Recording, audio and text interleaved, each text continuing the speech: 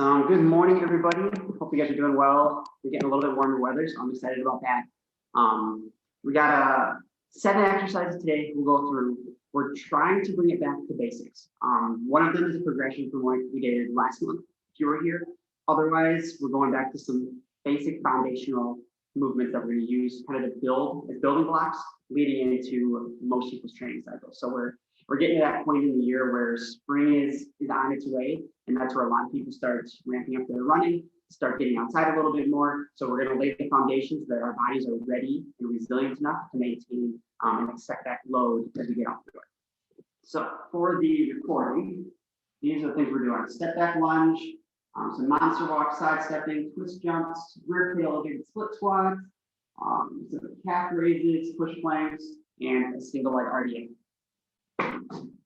The only thing you're really going to need today is going to be a box. So I've got a little bit of a step stool over here. So some sort of step stool, box, staircase, a chair, a couch.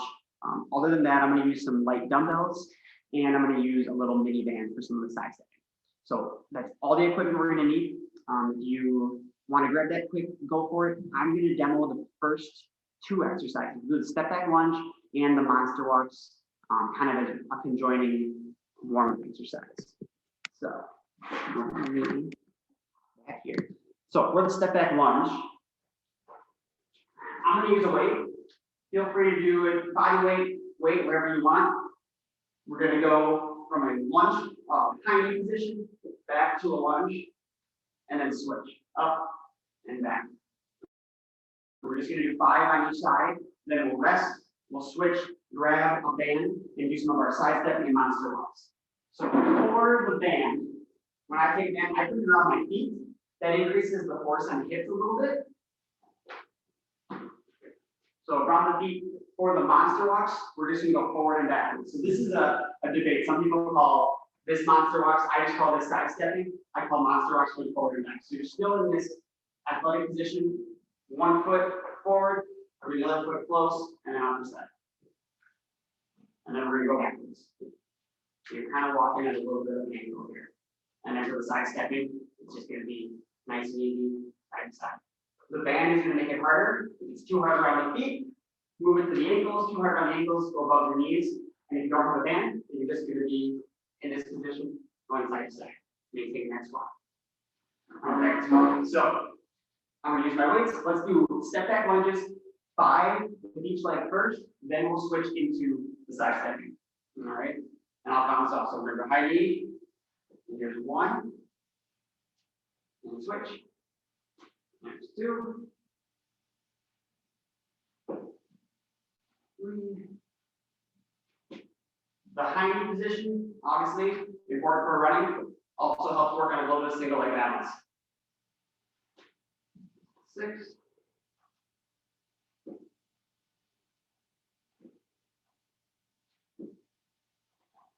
Good. And then we'll finish up 1 more. Good. When weights down, I'm going to grab my band. So if you've got a band, let's use it. Increase that load through the hips. We'll put the band on. I'm going to time this one. So first one we just did 5 reps. This one we're going to do based off time. So we're going to try to go forward and back for 45 seconds, then side to side for 45 seconds. Then we'll go back to 1 more set of the step back lunges. So I'm going to get feet shoulder width apart, a little bit of a knee bend, athletic position, and then we're going to go for it. Ready and start.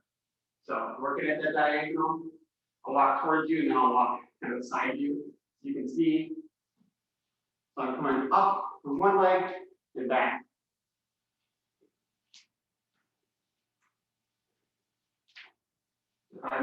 This way, keep going. I'm going to go side to side so you can see this way. And then I'm up, and then back.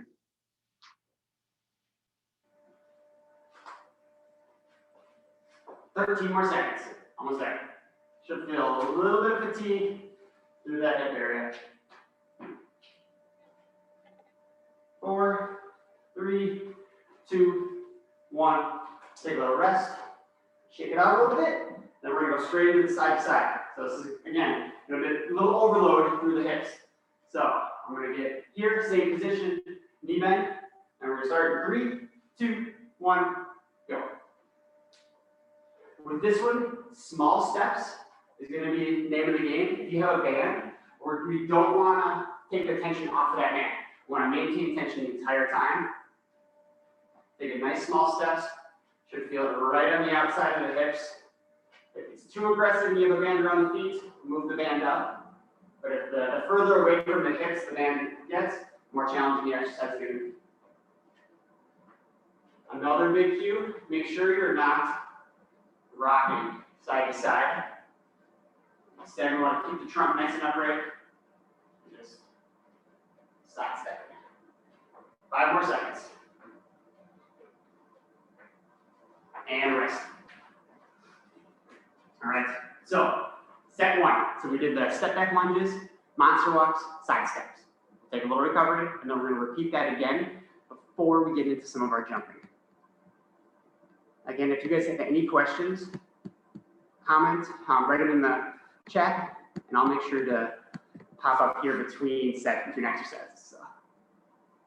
All right, I'm gonna grab my weights. We're going to get back into the step back lunges. So remember, high knee position, nice, tall trunk, stay nice and upright, slow and controlled, name of the game. All right, ready, and go. Up, back, and I always finish in this position. Good. See comments, I'll check in just a bit.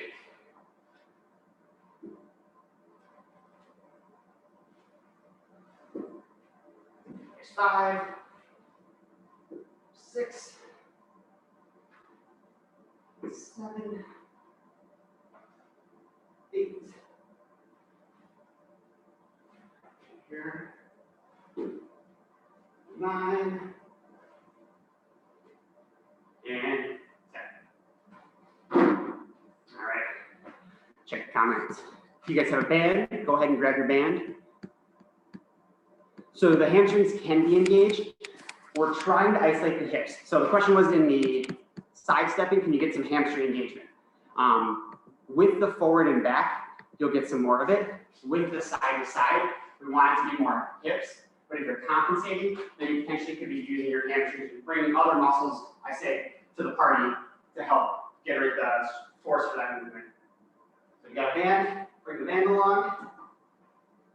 And let's do the forward and backward first. This is where we can get a little bit more hamstring involvement. And we'll start 3, 2, 1, go. So 45 seconds here. If 45 seconds is too much, go to 30. I'll announce when 30 seconds is. There we go. Sorry, my camera's not perfect. You can't see my feet the whole time. This way. There's 20 seconds.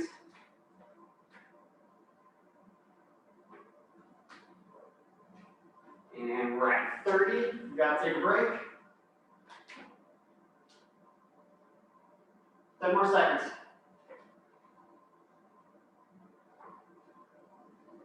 4, 3, 2, 1. Good.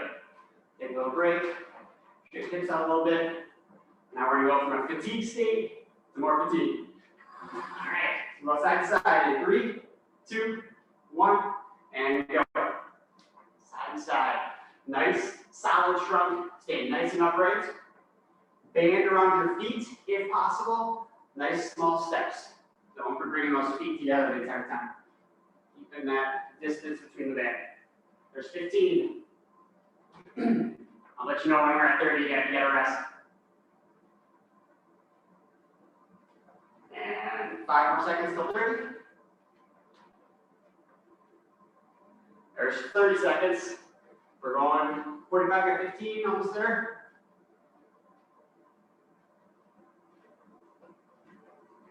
And 5, 4, 3, 2, 1, and rest. All right. Good little hip burner to get things going. So we're going to utilize some hip stabilization. We're going to utilize that split squat position with our main strength exercise. So that's what led us to doing that for more of our warm-up. Next, we're going to get into plyometric. So a light jumping exercise. Like I said, we're going back to basics with this today. Generally, we want to progress to single legs because running is a single leg sport. So we want to be able to replicate in strength training as close to what we're doing with our functional movement with our running. So today, instead of going to single leg, we're going to go double leg twist jumps. So taking it back, just kind of laying down that foundation. Let me drop this down a little bit so you can see my feet. So all we're going to do is we're going to rotate feet one direction, trunk the other, and you're just going to twist. And the goal is to be nice and quick off the ground. So you want to hit the ground and come back off as quick as you can. It's not about spending a lot of time on the ground, and it's not about how high you're going. It's about hitting the ground and coming off real quick. Okay? We'll try to go for 30 seconds. I'm going to count you off every 10 in case you're having some calf fatigue, Achilles fatigue, cardiovascular, it's just too fatiguing. Every 10, and you can kind of hop out at 10, 20, or 30 seconds. Okay? So set ourselves up, kind of toes point in one direction, trunk point in the other, and then we'll start in 3, 2, 1, go. Nice and quick. Don't worry too much about height. Just don't spend a lot of time on the ground. And this is 10.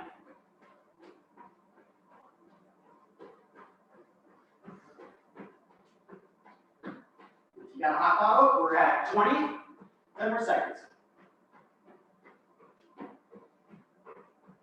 4, 3, 2, 1, and good. Stay right. How did that one feel for people? Pretty good? Awesome.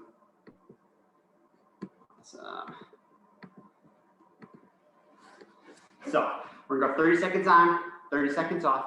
Try to repeat this 3 times if you can. If you're doing the 10 or 20 seconds, you just get a little bit more rest. Totally fine. Laying the foundation, we'll continue to build that, continue to progress that as we go. All right, so get back in position.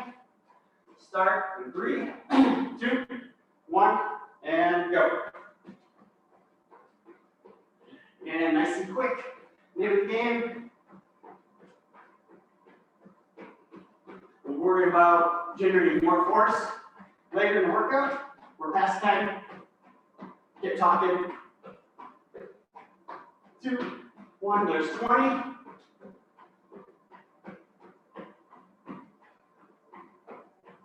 And then 4, 3, 2, 1, and rest.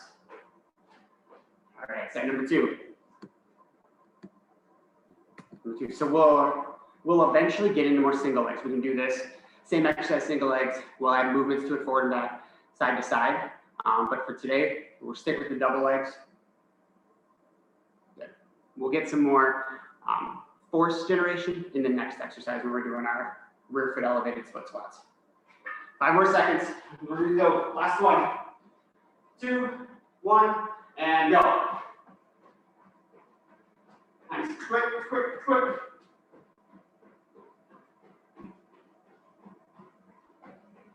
There's 10 seconds.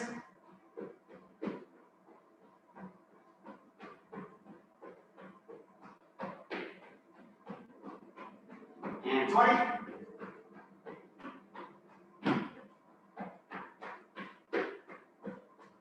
And 3, 2, 1, and rest. All right. How are things feeling? It's exercises like those that I'm glad I'm on the first floor of an apartment and not up. Right. Your neighbors are not going to be a fan of you if you're doing that all day long. Take a little bit of recovery, and then we're going to get into our rear foot elevated split squats. So this is the one where you're going to need a chair, a couch, a staircase, some sort of object that you put your foot up on. I'm going to show you with my step stool over here. There's a couple different foot positions we can go into. This is a classic one that we'll do throughout the years. This is one that you can add into your routine that's really, really important.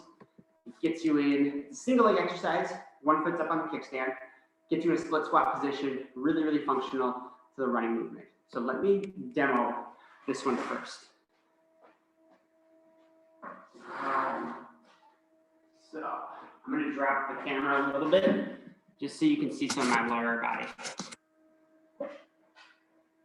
So when you're here, I'm going to hold weights in my hands.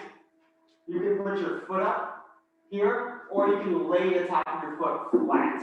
Sorry, my socks are black and I'm on a black object. So you can be on your toes, or you can be on the top of your foot. I like being on my toes, and then all you need to do is down and up. Okay? We're going to sink straight down, straight up, down and up. Tendency some people will do is they'll lean forward, or as they go down, their trunk will fall forward. We want to try to keep your trunk nice and upright and to drive that knee forward so you're sitting down into the movement. If you're having increased knee pain, quad pain, hip pain with this, just limit how far down you go. You're still going to get a good workout if you're going only partway down. Go to where you can tolerate. And then if you can't go very far and you don't feel like you're getting a workout, we can add in a hold. So we can go to where you can tolerate and you can hold that position and then come back up. So while we're doing 8 reps, you can basically do an isometric hold in that position, and that's going to be pretty challenging. Questions on that movement? Did you guys see that okay? Sweet. All right. So we're going to do 8 reps on one leg, switch legs, 8 reps on the other. Right. When we get in position, one foot up, and ready, set, go. And 1, 2, 3, 4, 5, 6, 7, 8. And switch legs. And down. And 1, 2, 3, 4, 5, 6, 7, 8. And take a rest. So I don't always do my strength training barefoot. I actually rarely do. Most of the time I'll wear shoes just because I'm in the gym, walking around, there's plates and things that can fall on my feet. But I've been having some tightness in my big toe when I'm running. And you need some of that extension, that bending back in your big toe to be able to get that full push off when you're running. So because I've had that tightness, I'm trying to use this exercise to help mobilize it, to help give me some more range of motion. When you're in your shoes, you can compensate for that, right? You can get into that position without actually driving that force through your toe. But when I'm here now, barefoot, I have to force my toe to bend backwards to get me in that position.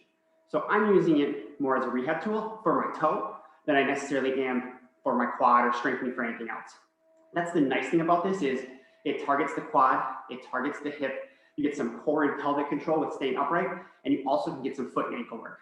So for me, this is one of my favorite exercises that's really, really well-rounded to target a lot of different pain points that people have. So all right, let's get back into our second set.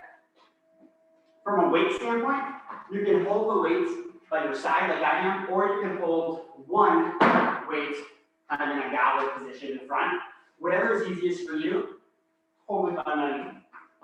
So back in position, 1 foot up, and we're gonna go down. 1, 2, 3, 4, 5, 6, 7, 8, and switch.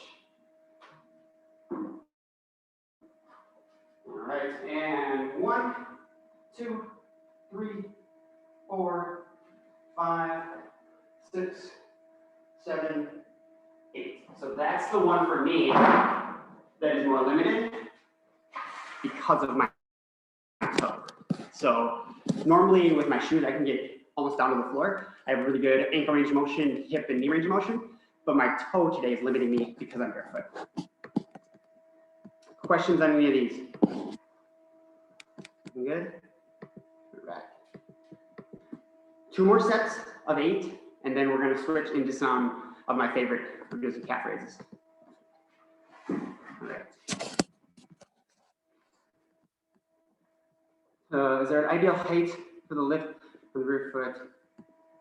So it really won't activate different muscles. What it'll do is it'll change your range of motion a lot of times and how far down you can go and where you'll feel it. So if you have a lower step, that's going to give you more ability and more range of motion to go lower. If it's a higher step, you're already putting that hip into more hip extension. So if my foot's way up here, going down is a lot harder because my leg's already in that range of motion. So it doesn't really change from a muscle activation standpoint. It just changes where throughout the range of motion you're going to start feeling things or how much range of motion you're going to allow yourself to have. So normally I like even a little bit higher than this step. I'll use like a bench if I'm in the weight room. That seems to be a pretty good height for me and work pretty well. Again, that's going to be different based on your range of motion and how tall you are and your body size and anthropometrics, how long your limbs are. So set number 3. That's a good question now. Foot back. And 1, 2, 3, 4, 5, 6, 7, 8. Switch. Foot up. And down. 1, 2, 3, 4, 5, 6, 7, and 8. One more set.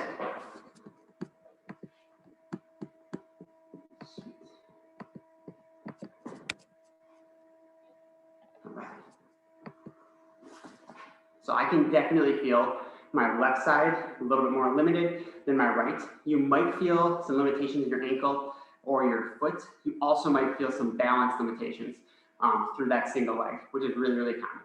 A lot of times people feel more comfortable and confident on one leg versus the other. I have a bias when, so the debate about knees going forward, I'm gonna have to do this one, is a debate that we have frequently. Basically what we're doing is if we drive our knees forward, we're putting more force through our knees. If we sit our butt back, like a lot of people are taught, you put more force through your back. It's a trade-off. I would say if you're having a lot of pain in your knees, don't drive past that pain. Don't drive your knees so far forward that it causes discomfort. Try to put them as far forward as you can, pain-free. Try to go as far as you can tolerate. If you were to do, if I'm gonna do a full squat, right? If I'm gonna sit, I'm gonna do this so you can see your whole body. If I'm gonna sit in a squat, you can see how far my knee has to come forward, right? If I'm getting my butt to my ankles, a lot of people can't do this because of hip, knee, or ankle range of motion.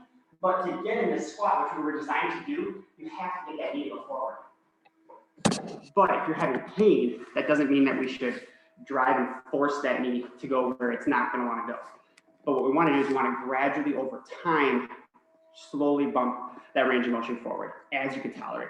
And the only way you're going to increase tolerance is by starting to do a little bit more strengthening within the range of motion that you can tolerate, right? That you can accept. Research came out about 7 years old saying that it is not detrimental to the knee to drive that knee forward. That's actually the way we were designed to squat. It takes about 14 years for research to come into practice. So people are still getting taught, sit your butt back, don't drop down to squat, don't let the knees go forward. The trade-off is basically where you put the force. The force gains when you sit back and you drop the force into your back increases by about 1,000% at your back. When you drive your knees forward, it increases by about 100% at your knee. So it just depends on what you're going to trade off, depending on where you're getting pain.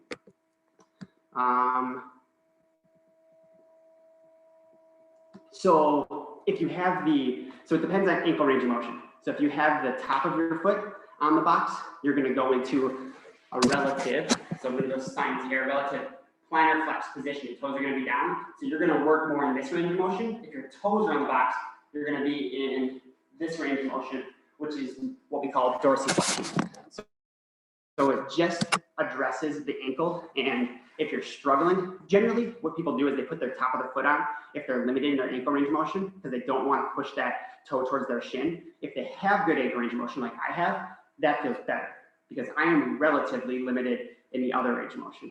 So a lot of it depends on your ankle motion. It doesn't change anything happening further up the chain, meaning at the knee, at the hip, at the back or anything. It mainly just addresses things at your ankle. Study session, this is awesome. Let's do our last one.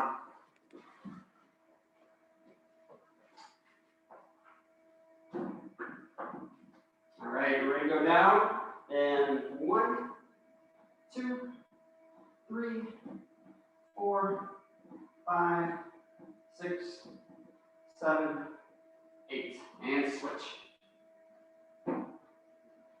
And 1, 2, 3, 4, 5, 6, 7, 8. So for me to demo, if you're having knee pain and you only go down this far and that knee starts to hurt, then don't go any further. Or what you can do if your balance is okay, is you can hop out further in front of you. So now when you go down, your knee is more stacked on top of your toes. So you can change your range of motion or change your positioning to lead you to more success. And that's what I would do. I am not a big fan of avoiding movement. I like just modifying movement to fit where you're at. Sweet. All right.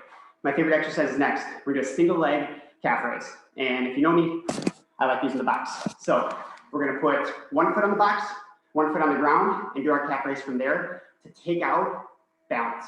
We want to really isolate that calf muscle. Research, again, tells us the calf complex is the most important complex when generating force with running.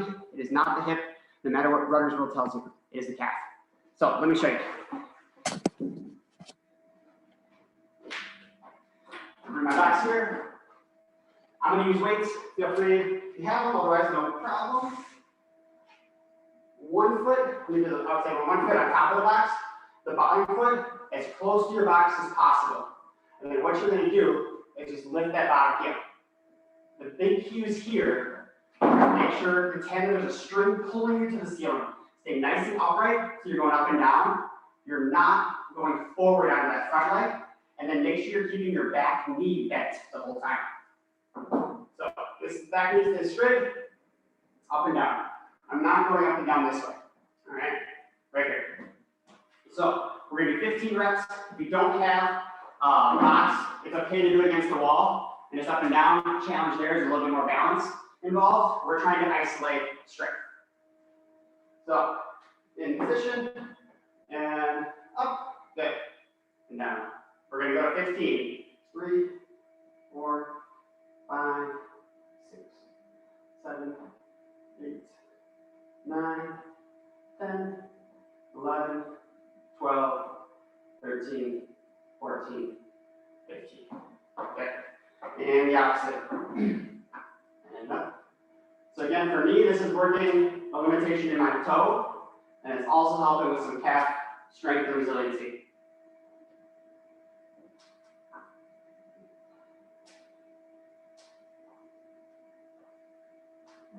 13, 14, 15. And take a little break. A couple limitations you might find. You might get just fatigued. So by 15, you might feel like you can't get that heel quite as high. What that tells me is that you either need to decrease the weight, decrease how many reps you're doing, and increase maybe perhaps the sets, but it's something that you really need to continue to do. Also, you might have this feeling when you're coming down that you're kind of stopping. You're kind of like cogwheel on the way down. That's just an eccentric deficit, just a strength deficit on the way down. Again, just tells us it's an exercise you need to do. Right. Set number 2. And up. 1, 2, 3, 4, 5, 6, 7, 8, 9, 10, 11, 12, 13, 14, 15, and switch. And 1, 2, 3, 4, 5. You should get as high as you can. 7, 8, 9, 10, 11, 12, 13, 14, 15. All right. No questions. Sweet. So we have one more set of my favorite exercise, and then we get to go to my least favorite exercise. So you got to do things you don't like sometimes. All right. Sweet. So last set. And 1, 2, 3, 4, 5, 6, 7, 8, 9, 10, 11, 12, 13, 14, 15 seconds. How long getting fatigued? About 10 reps in, I can start to feel a little bit more discomfort, not discomfort, but tightness and muscle fatigue in my depth there. 1, 2, 3, 4, 5, 6, 7, 8, 9, 10, 11, 12, 13, 14, 15. Okay.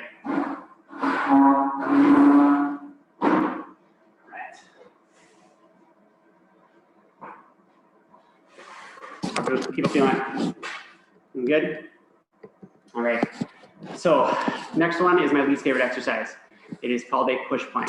So with this one, we can, it's a variation combination of a plank, forward plank, front plank, and a push-up. You're alternating going from a plank position to a push-up position, back and forth. I'm gonna count you off every 10 seconds, see where you need to kind of jump out of the exercise.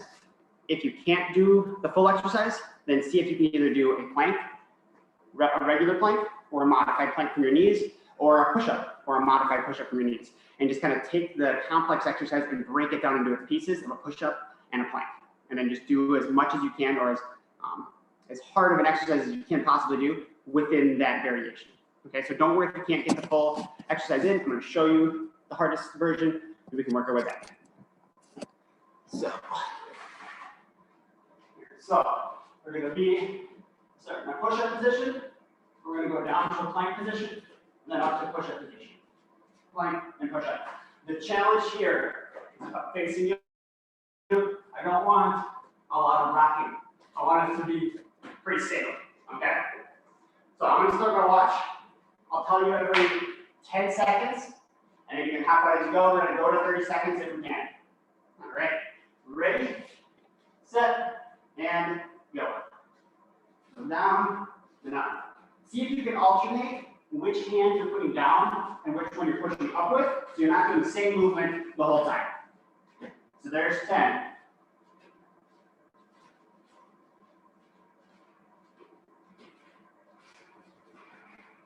And now we're at 20.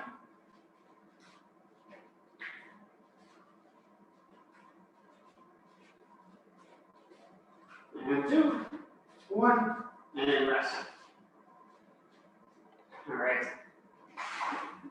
We'll take a break between these ones. How's that feel for people? Yes, I would agree. This is not very fun. But it's nice. It's an upper body exercise, build some strength stability. It's also a really good core exercise. Right? We're trying not to rock your pelvis back and forth. We're trying to maintain a nice solid core, keep you in an upright position. We know upright posture when you're running leads to better performance. So everything we do, we're trying to make sure that we're staying upright. All right, let's do set number 2.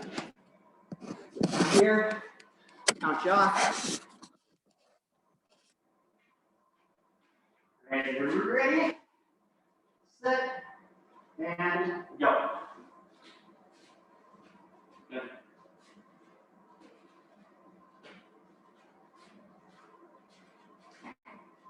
And there's 10.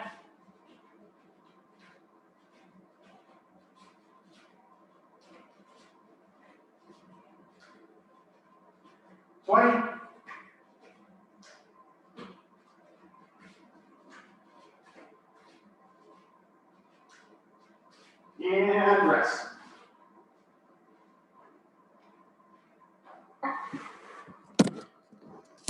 We're almost there. That was the hardest one, right?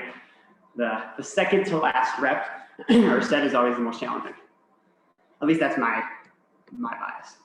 If I'm doing a workout or something like that, I just have to get to the last one. Once you get to the last one, I know I can finish. So we have one more exercise after this one, kind of bringing everything together. It's going to be single leg, hip, hamstring, focus on upright position. But we'll crank out the last one of the push planks.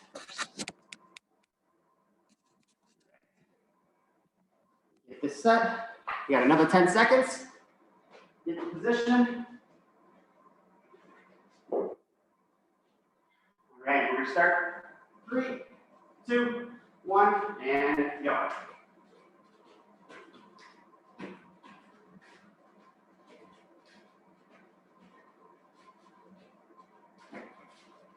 next side.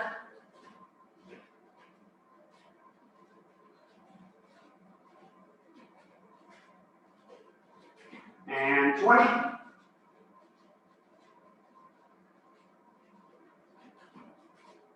4, 3, 2, 1, and rest. We did it.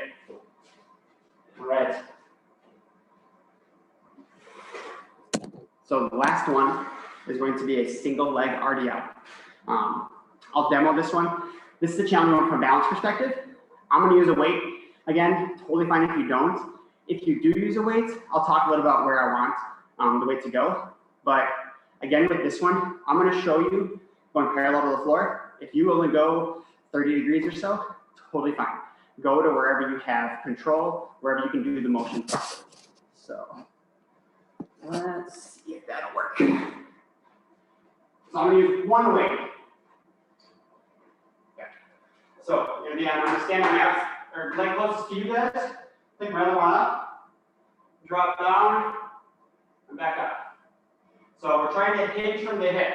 I'm trying to bend forward, keep my trunk and my leg in line, and go parallel to the floor. I hold the weight in the opposite hand than the leg I'm standing on. The reason for that is just physics. We're trying to work this hip, so the weight is forcing an added torque this way. We're trying to get that hip to counter that by contracting, keeping your hips nice and level. So big things, not bending your back. Some people, what they'll do is they'll do this. If they really want to touch the floor, they can touch the floor. I don't want your back to round. I want your back to stay nice and upright.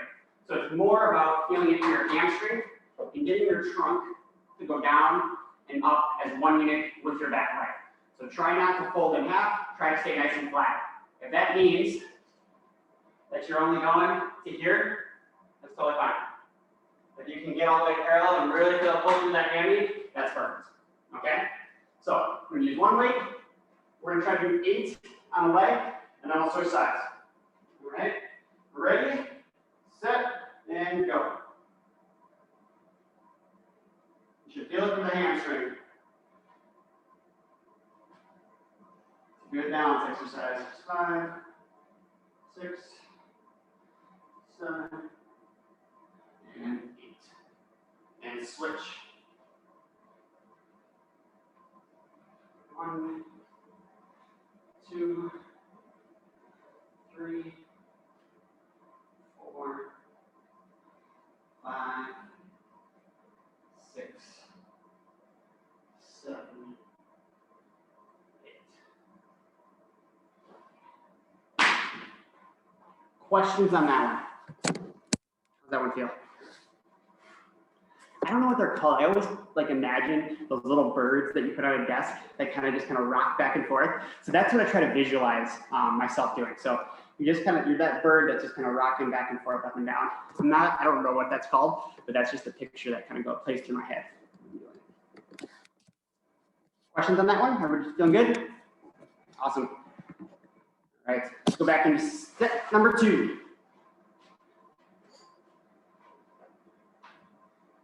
All right, and 1, 2, using balance, 3, 4, 5, 6, 7, 8. You should feel this through your hamstring and not as much through your back. If you're feeling it through your back, then you know you're rounding and you're not using that posterior chain of thought, your hip and your hamstring to generate the force. And second leg, 1, 2, 3, 4, 5, 6, 7, and 8. Right. One more set, and then we're done. So it should be more of a hamstring exercise. You should feel a little bit of a pull in your hamstring when you get further down there. If you're feeling it in your back, then we've got to modify a little bit of where your positioning is. Most of the time, that's making sure you're keeping your chest up, looking forward, and activating your core a little bit to pull your ribcage down, so that you're not flaring and you're not bending forward. All right, last one. And you're ready, set, and go. 1, 2, 3, 4, 5, 6, 7, and 8. And we'll switch. 1, 2, 3, 4, 5, 6, 7, and 8. All right. Any questions at all? Any questions on things we did today?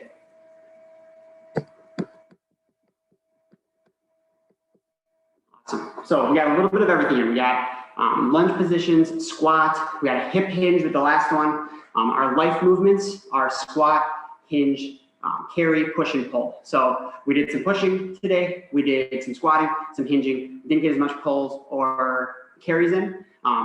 We generally need a little bit more equipment for those. So I stay away from those for the home stuff. That's definitely stuff that we want to do from a life movement perspective. That's important. And then we just take that life movement and we specify it to how it's important for our running. So if there aren't any more questions, that'll be it for today. If you guys are interested in running form mechanics, we're going to have a workshop in 2 weeks, same time. So instead of having the strength training that day, we're going to do the workshop, just going over running mechanics, ways to improve them, things that I look for when I'm analyzing gait. And then 2 weeks after that, we're going to do our strength session, just like the same thing we did today. So next month, we kind of get a double bag. We get 2 things, workshop and strength. Awesome. And if anyone is interested in joining either of those, they are posted on the Move and Choose and Peak Facebook pages. If you aren't on the Facebook machine, send an email or message to Move and Choose or Peak, and we will make sure to get you those links. Both of the links I already have queued up to go in the newsletter. If you have come here via the Move and Choose newsletter, you'll get that in there as well. Looks like Spencer put his email address in the chat box too, if you want to reach out with questions or want those links sent to you. Perfect. Yeah, any questions, shoot me an email. Otherwise, have a good rest of your Friday, and I will see you guys again next month.